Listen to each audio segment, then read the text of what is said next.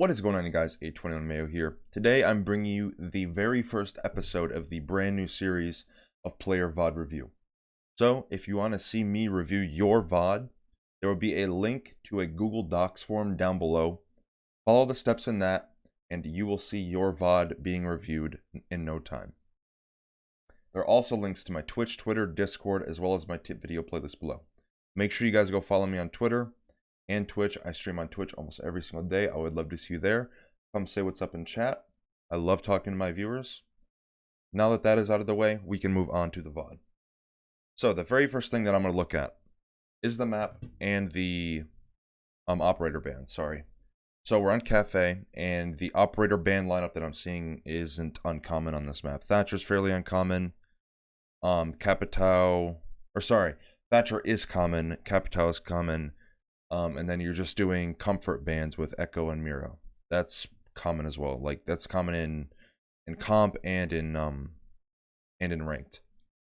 But one thing I'm noticing off the bat is, now I haven't watched any of the previous rounds during this scrim, but I'm seeing a castle here, and I'm also seeing a buck.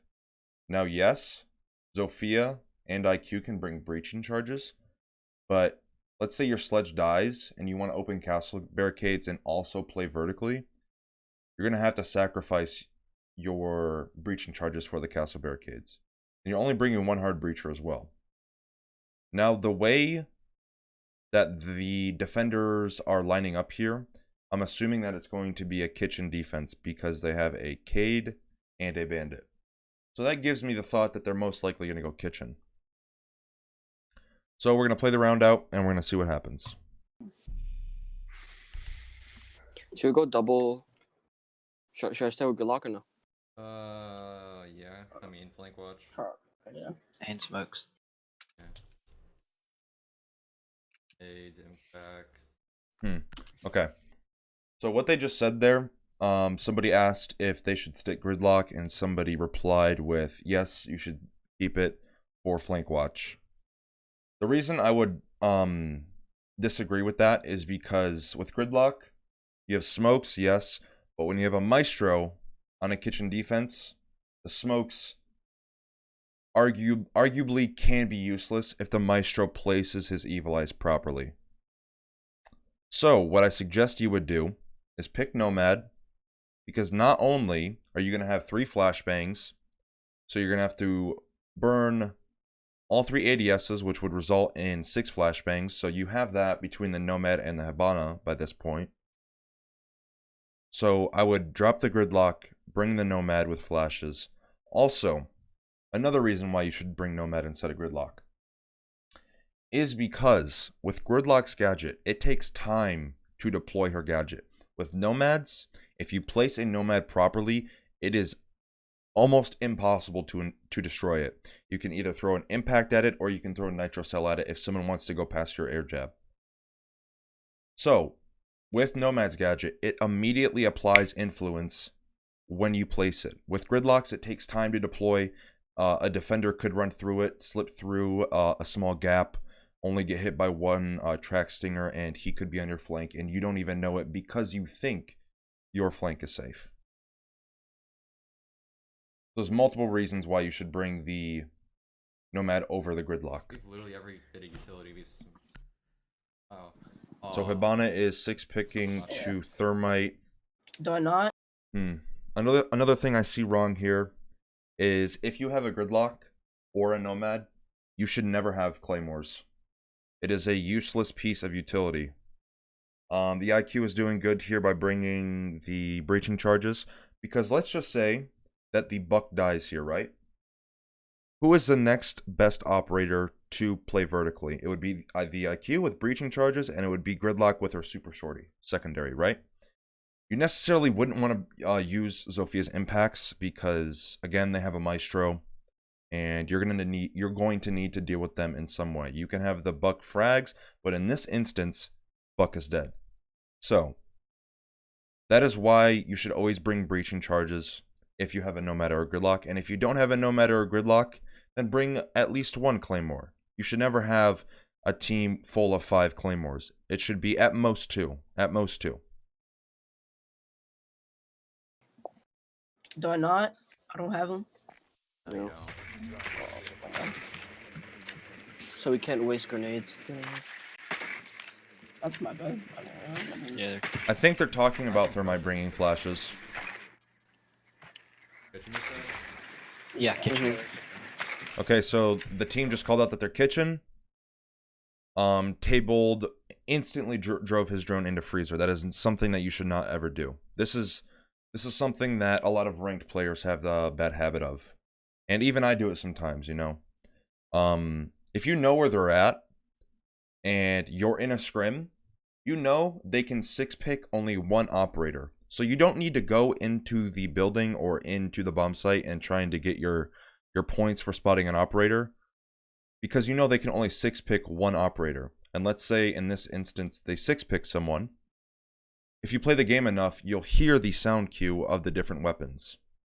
So driving your drone, not only is it most likely going to get your drone killed, but there's really no reason for it. If you know where they're at, either take your drone to spawn or pre-place it. There's no reason to lose your drone. Drone economy is extremely important in this game, and especially in a competitive setting.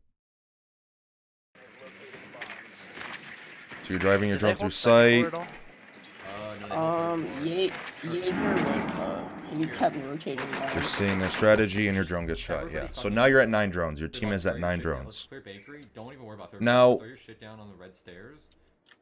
I'm going to pause this here. Now, let's say you were on a thermite and you were playing a support role during this game. If you lost your drone and I was in the game with you, I would be extremely upset with you. There is no reason a thermite or a thatcher or a hard support role-playing person should ever lose their drone.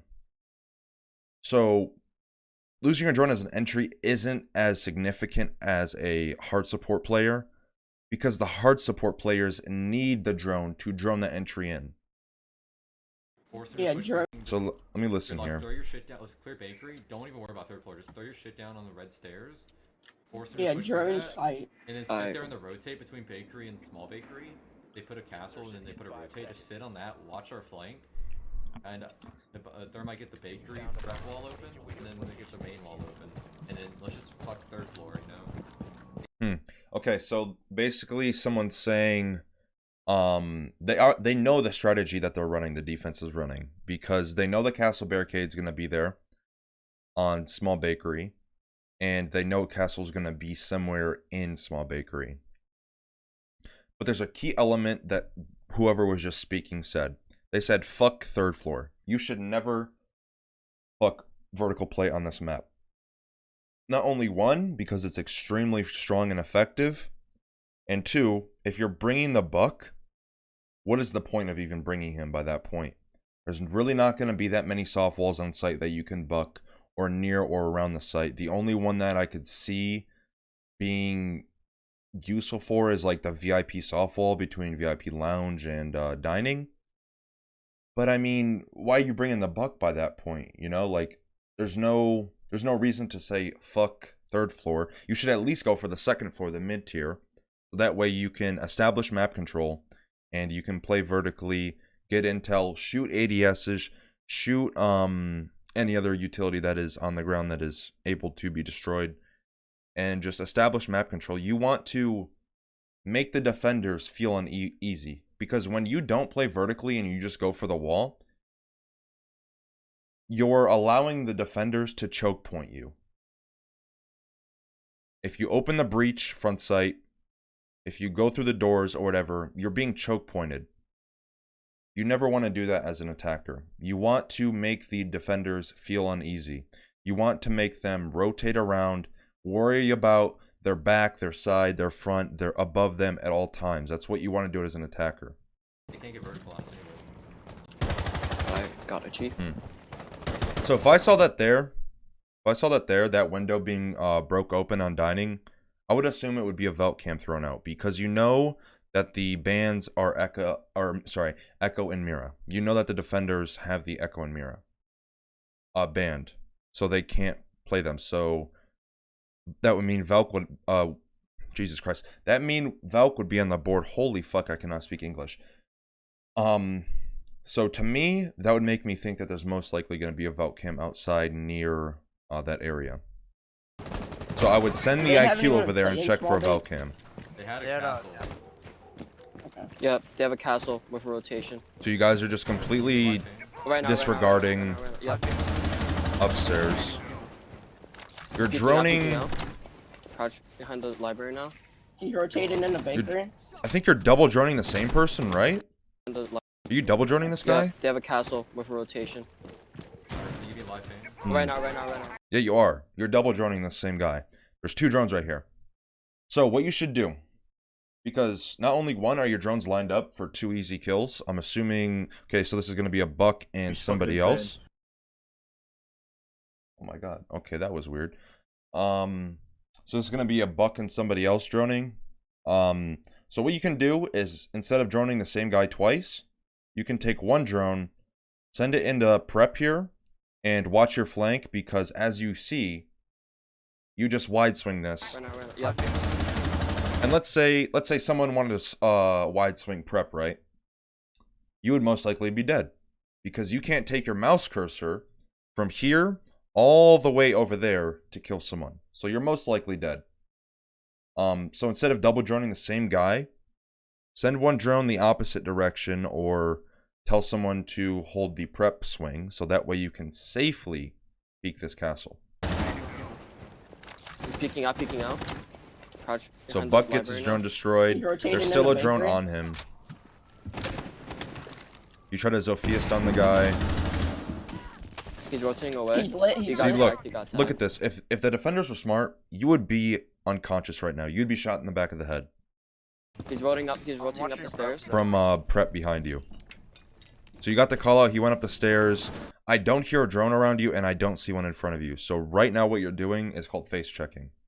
You're getting kill hungry. You want the castle dead, and you're face checking.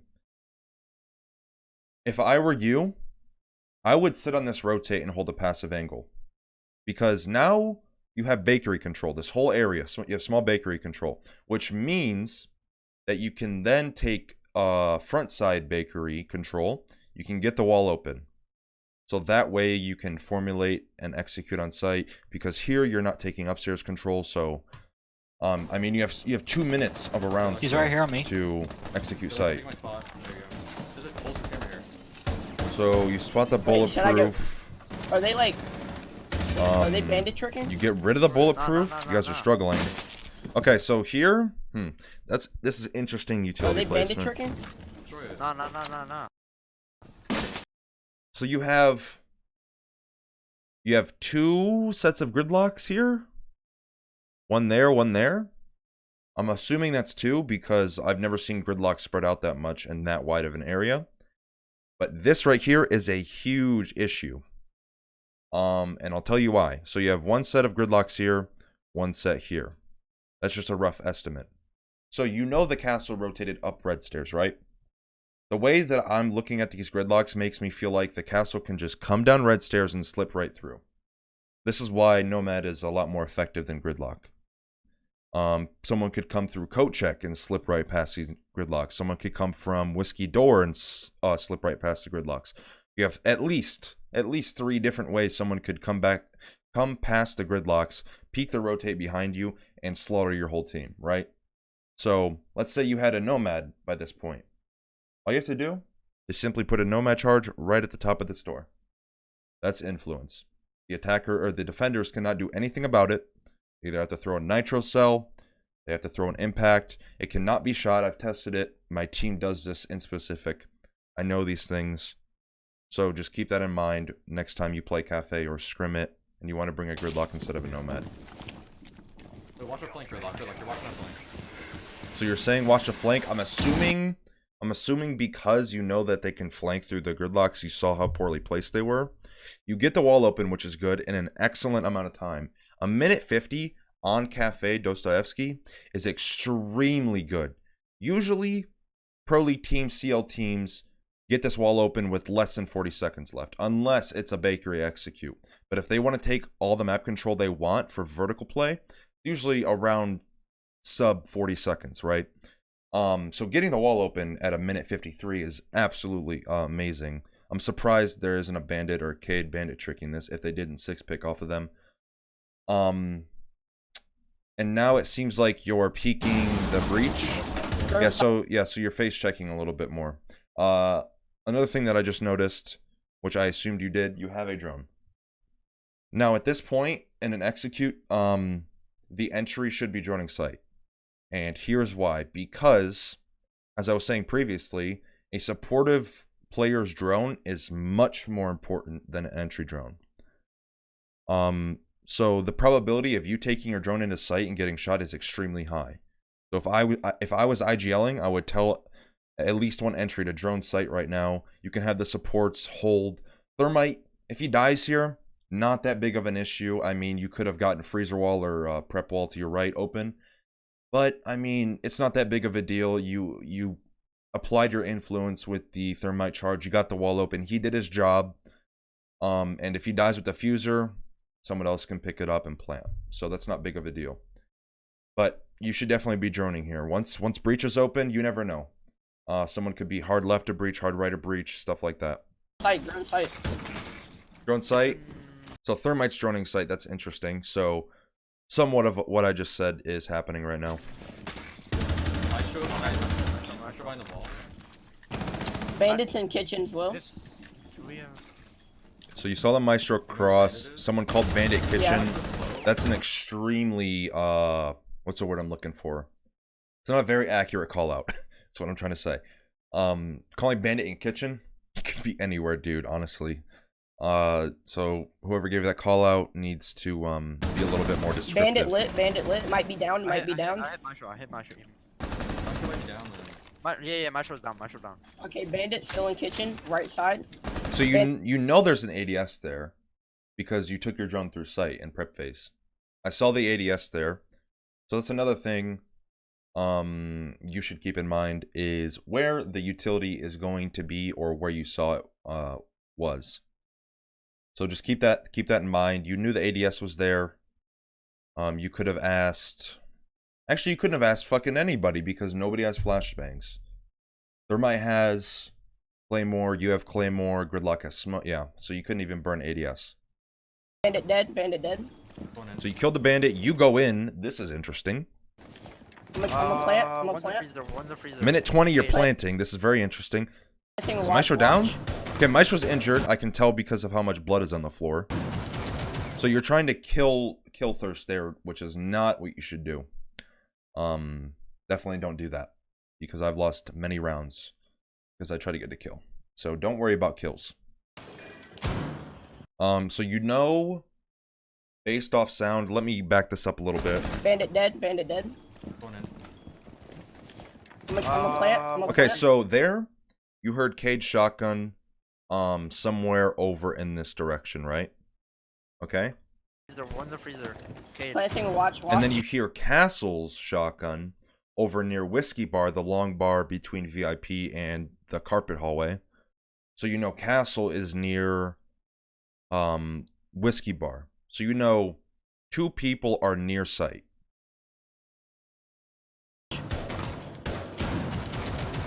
Cade is trying to make holes, something. That's plant.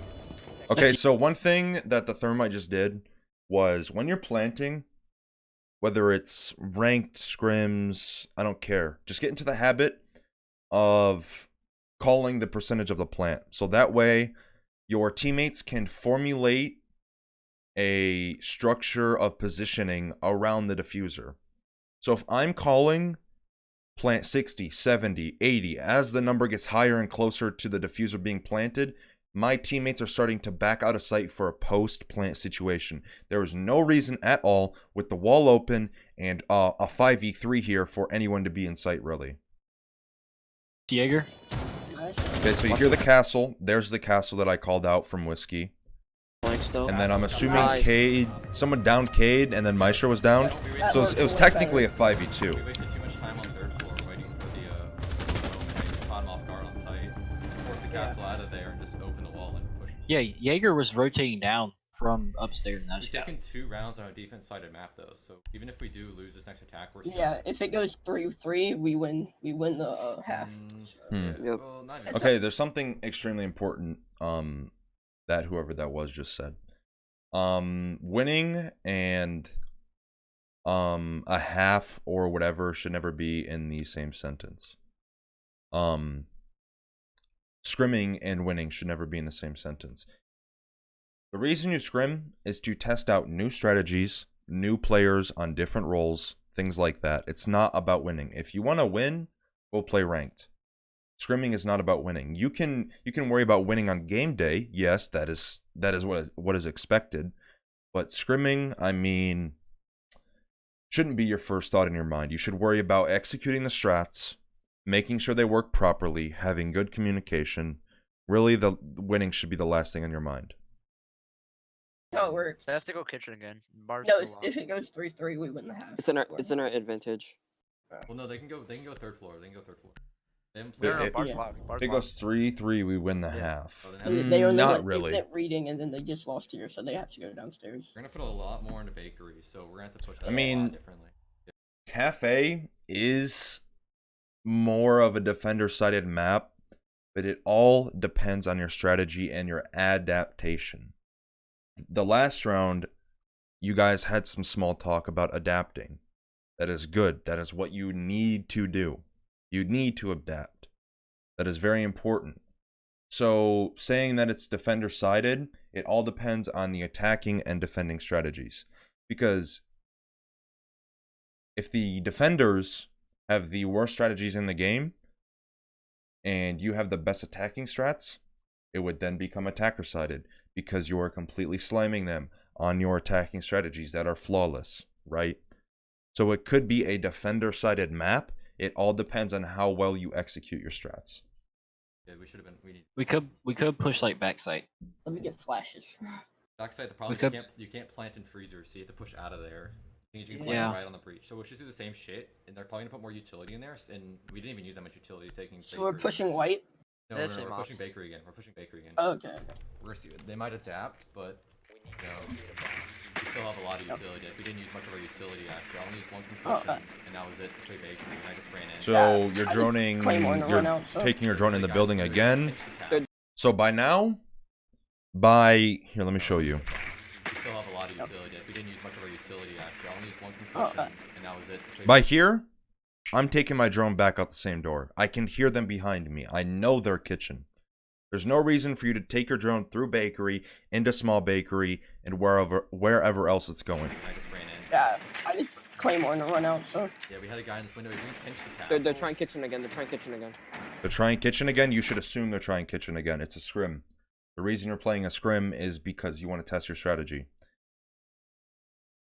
This goes back to how I was saying you should never worry about winning a scrim. If I'm scrimming players and we're on defense, I'm going to make my team go the same bomb site every single round. I don't care if it's a 6-0 split to the attacking side. If we win 0 rounds on defense, I don't care. We will keep going the same bomb site until we fix the issue. So you should assume that they're going bakery again because they lost the last round. So there's something they need to fix. The castle's like all over the place. Yeah. The castle, You- we if- forced them out of there pretty good. Yeah. So you Yeah, still have if your you drone force in them out the... of Wow, bakery again- what is going on here? Wait, whoa. Did I see all 5 The drones castle's, in like, all like over a the 10-meter place. radius? Yeah. I'm pretty sure I did. Like all over the place. Call me crazy. Yeah. Okay, so I just Castle, saw we forced Gridlock's them out of drone. there pretty good. Yeah. Yeah, Gridlock's drone is to the right. Yeah. IQ's if you drone force is them in out of bakery. Again, I And then you have Buck and Thermite's drone, should be able to get the bakery peak door. for the, Or, pit. sorry, IQ's drone was in prep. And then you get your drone shot again, so now your team is at 9 Someone drones. can go into bakery when it window shouldn't be and because watch it and open it up, and the castle rotates you out. have the get a free pick decision. on 'em. But that's the bug. Only problem is that how are we supposed To get take rid your of drone that in the van? building. I wouldn't even keep my drone in this close to the door, honestly. I wouldn't. Probably push. Because if you're scrimming a good team, they're most likely either gonna pre-fire or shoot the drones there. Like they're gonna see them. Go up above. Yeah, IQ. Yeah, Once I'll they're- go. I can go above, yeah. Yeah, well, the problem is Gridlock that loses we- her drone, maybe? I'll go with the IQ above. You might waste too much time at really good breach off, so we need to push this quickly. So let me talk about the droning there for a minute. So if you know they're going bakery, you should be using the prep phase because there's a little bit of, not disagreement, just confusion with the attacking strategy. Someone's saying, yeah, we should go above for the bandit batteries, and I'm assuming you probably don't go there because the way that you guys are running towards the building right now makes it seem, yeah, so I'm assuming you're not going upstairs. Didn't want to take anyone's head off. Oh, nah, still not bended. Seeing Thermite run around like this, yeah, let me take this back real fast. I want to see. Yeah. I'll go with the IQ. Yeah, so look at this. This should never happen. If I see a Thermite running out of spawn, if I see a Thermite being the first person out of spawn, I'm going to yell at you. Because you should never be the first person out of spawn. Not only are you the only hard breacher, you have the diffuser, and you need to be joining the entries in. Support, the support role is what holds a round together. If you don't have your support, you don't really have your structure. The support drones, he breaches, he plants, he drones. All of that goes down the drain once you lose your Thermite. And in an even more severe case, you lose part of your IGL. Now on my team, we have 2 players at IGL, right? I'm most of the time on hard support. Me and the secondary IGL swap roles sometimes. But we have 2 IGLs. Because, let's say I die or he dies, we can kind of carry that load on our back. We can carry the entries, the executes, you know? So it's all about that. Seeing a Thermite run out of spawn, seeing the Thermite be the first one out of spawn should never happen. Because on Cafe, for example, you have, let's see, you have 4 windows on this side alone that can be spawn peek from, right? That's 4 windows. Who the fuck knows? You could have 4 defenders in all 4 windows, and this Thermite's fucking unconscious, right? Both. You might waste too much time and not really get the breach off, so we need to push this quickly and outdo them. Oh. Didn't want to take anyone's head off. Oh, nah, still not bended. Is Castle here? So, seems I like don't know, I'm droning it, Cable. Yeah, he's still you there. guys... Oh, yep. Okay, so you shoot Thermite's drone, it happens, Okay. whatever. Not Rotate, bent. force him out of there. Walls. Watch Alright, these there's rotate. one prep, one prep though. Your left is clear. Is there any Jaegers on it? Sophia, if you go in, you might be able to get a pick on So him. seeing this strat right He's here, still in there. let's see if you look at this wall at all. So this wall right here. This is why you need a Hibana and a Thermite. For this bomb site in specific. If they're running a strat that is based around holding a bakery, you can drop the IQ here. IQ isn't needed that much. Hibana would be better here. But Hibana can go to this wall, simply shoot, Rex Kairos on that wall, and influence right there. Nobody can play behind the small bakery stack here, right? Whoever's behind that either has to rotate into prep, or they have to come through the rotate to your right around the castle barricade into your line of sight here, right? So either way, he's dead. So that is why Hibana and Thermite are extremely effective. It's kind of like Bank in that aspect, at least for this bomb site. Because if you attack Bank CCTV and lockers, you need the hatches and you need CCTV wall. Because attacking lockers is extremely difficult because you have a lot of crossfires to clear. Okay, give me a second. So it seems like IQ wants to Behind take bakery. above, but she's a Your little left is bit clear, your skeptical of it. Because she's not No, getting that any castle dead, support from her castle dead. teammates. So you kill the... Alright, I'm Kill gonna come around and the come to castle wall. again. He's the first... Oh no, so, was... Is he I don't in think... front? No, castle was the Button last eight, death last round, sorry. You may open that. What the fuck? So you just... Should I open that? You just used a nade on a wall you didn't need to use a nade on. You clearly saw that the electricity was off of the wall, so that indicated that either the bandit or the Cade was off the wall. So that was a completely useless nade he just threw. And it didn't even go through the hole. On rotate, So Gridlock dying there is a pretty big upset. on flank. It is even, but Gridlock's utility, I mean, I know I kind of dogged on her in the past first few minutes, but I mean, Gridlock's utility is Like, she has a lot of fucking utility. Watch our flank, yeah. It just has to be I was placed trying to, like, properly. watch it. That's why Nomad is a little bit easier because it's instant influence. Oh, You said no, Cade behind, was on behind. flank. So right? the God. buck just died. So that means you have 3 breaching charges and potentially 2 impacts from Zofia. And let's say Thermite wants to throw an exothermic on the floor as well. So you still have vertical play. Now it's a 4v3 to the defender side because I don't know how the gridlock died, but I just watched the buck face check something. So that was his own fault. He's getting kill hungry again. You're trying to refrag, which is understandable, but you don't need to. Yeah, there's a bullet You cam don't at need the to end. refrag Actually, here. Bullet cam at the end of Baker. Okay, so there isn't an ADS very there end this of Baker, time. there's a So cam. you know that. Bullet proof. You know Maestro is somewhere in this area, backside, and you know Bandit is going to be somewhere in this area. So you have at least 2 defenders that have angles on you from somewhere. So you're in a crossfire. And you're in an extremely bad spot here because Maestro can peek from back there. He can come close on the door peek. Bandit can vault through. If they had any coordination, you should be dead here. They should know you're in there. Cade swinging, Cade swinging. So you rotate out safely, which is good. You're still peeking, though, which is not good. You're still trying to refrag after how many seconds your teammate just died. Okay, we gotta push a backside because we can't get wall.